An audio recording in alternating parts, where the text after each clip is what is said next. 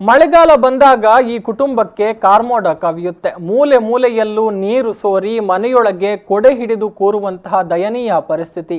ಇನ್ನು ಯಾವಾಗ ಛಾವಣಿ ಕುಸಿದು ಬೀಳುತ್ತೋ ಎನ್ನುವಂತಹ ಆತಂಕ. ಮಳೆಗಾಲ ಮುಗಿಯುವವರೆಗೂ ನೆಮ್ಮದಿ ಇಲ್ಲದ ಜೀವನ.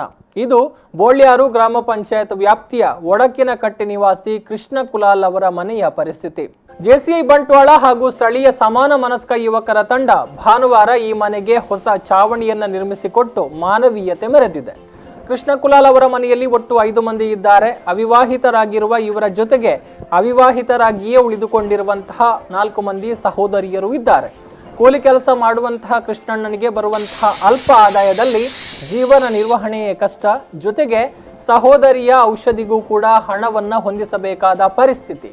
ಈ ಪರಿಸ್ಥಿತಿಯಲ್ಲಿ ಮನೆಯ ರಿಪೇರಿ ಅನ್ನೋದು ಕನಸಿನ ಮಾತಾಗಿತ್ತು.